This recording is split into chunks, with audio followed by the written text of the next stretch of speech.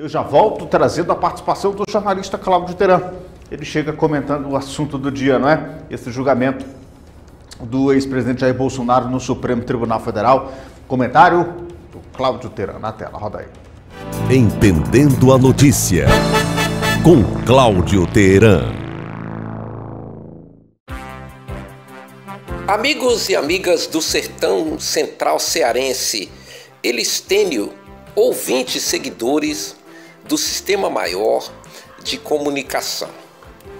Espernearam. Sapatearam, mas serão condenados do mesmo jeito. Não adiantou usar o Tarcísio de Freitas como boneco de extremismo do golpismo.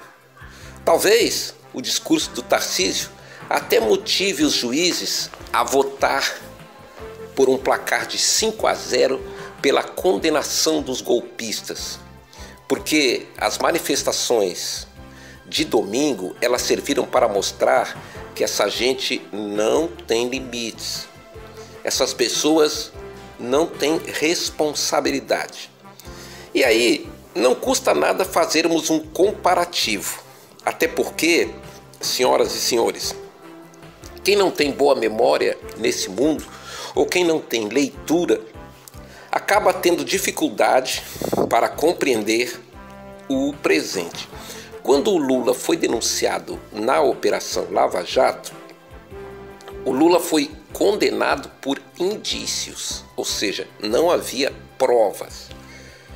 E nunca houve. Até hoje, por exemplo, o Sérgio Moro não conseguiu provar que o Lula era dono daquele triplex, porque não há um documento, um papel que ligue diretamente o Lula ao triplex, que ele queria comprar, é verdade, que ele gostaria de ter comprado, e acabou desistindo da compra e desistindo do negócio. Mas aquilo, todo mundo há de lembrar, foi altamente usado para desgastar o ex-presidente. Assim como o sítio de Atibaia, que ninguém fala hoje, né? Que o Lula usava o sítio, se hospedava no sítio e não era dele.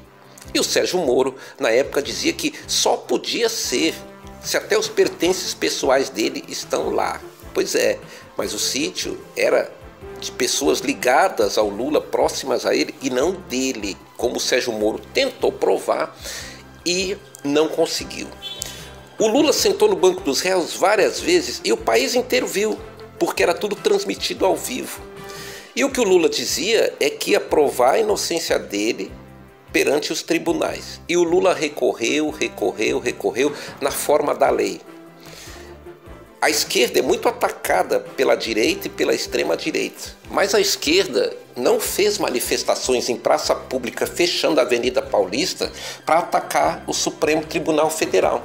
Nunca, jamais isso foi feito.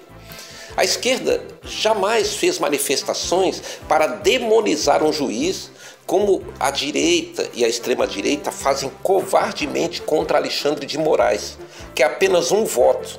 Ele é o relator desses processos, é verdade. Mas se por acaso, no voto dele dado nesta terça-feira, se os outros do colegiado negarem a condenação, o Alexandre vai perder por 4-1. Caso os outros juízes entendam que Bolsonaro deva ser absolvido. Então, o Alexandre não toma decisões pessoais, mas ele é atacado, ofendido e até ameaçado, ele e seus familiares, pela direita e pela extrema-direita.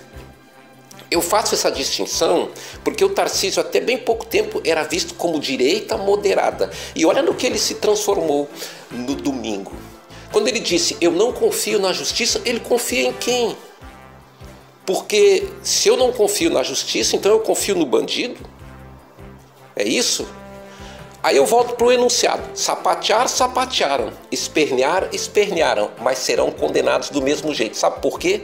Porque a diferença entre o processo do Lula e o processo do Bolsonaro é que contra o Bolsonaro tem muita prova de que ele tentou um golpe de Estado. E tentativa de golpe de Estado é crime. Ele atentou contra o Estado Democrático de Direito. Isto é crime e tem prova provada no celular dele, no celular do Mauro Cid, no celular dos outros assessores, em conversas de WhatsApp, em vídeos, em áudios, em minutas de golpe e até em planos onde se pretendia matar as autoridades eleitas, Geraldo Alckmin e Lula. Vamos fazer um comparativo mais a fundo. Sabe por que o Lula foi descondenado, como diz a extrema-direita? Porque se descobriu que Sérgio Moro combinava sentenças com o Ministério Público, chefiado na época pelo Deltan Dallagnol. E isso é completamente ilegal no curso de qualquer processo. Um juiz não pode combinar sentença com o Ministério Público nem com ninguém. E o Sérgio Moro, por conta disso, ele foi condenado pelo CNJ e ele teve os processos que ele conseguiu fazer na Lava Jato anulados, justamente por conta dos crimes que ele cometeu no curso do processo. Não vai ter perigo nenhum do Alexandre de Moraes se demitir do Supremo para ser ministro do Lula, não. Essa possibilidade não há. Mas vocês lembram do que aconteceu quando o Sérgio Moro largou 22 anos de magistratura, viajou a Brasília e aceitou ser ministro do Bolsonaro? Vale ainda um outro comparativo histórico. Sérgio Moro elaborou um longo projeto cujo objetivo era combater a corrupção no Brasil. Esse projeto foi torpedeado pelo próprio Bolsonaro, que não queria, porque o projeto podia pegar até os filhos dele. O Bolsonaro tentou interferir na Polícia Federal e queria informações e relatórios de tudo que a polícia fazia, o que é completamente ilegal, e o Sérgio Moro brigou com ele por isso e saiu do governo. E ouviu, o Brasil ficou sabendo publicamente, quando o Bolsonaro disse: não, ele veio para o governo porque eu prometi para ele que ia dar a vaga no STF. Ou seja, o Sérgio Moro fez uma coisa que nenhum juiz do Supremo que está lá, nenhum, salvo Nunes Marques e André Mendonça, seria capaz de fazer, de sair da magistratura para servir a um governo. Quem fez isso foi o Sérgio Moro. E nesta semana eu vi nas redes sociais o Sérgio Moro defendendo anistia para golpista. Ele que se dizia um paladino do combate à corrupção. Então, senhoras, senhores, sapatear, sapatearam. Espernear, espernearam, mas serão condenados do mesmo jeito. Essas pessoas precisam de condenação, mas não se iludam. Até aqui e até agora, o pedido de anistia tem dois pesos. O primeiro é que é confissão de culpa. Você só pede anistia para culpado. Então, eles mesmos admitem que Bolsonaro é culpado. E segunda coisa, essa gente não tem limites, eles não querem se curvar à legislação. Ao Bolsonaro, uma condenação é mais do que necessária, porque ele arrastou todas aquelas pessoas do núcleo duro para uma tentativa de golpe de Estado.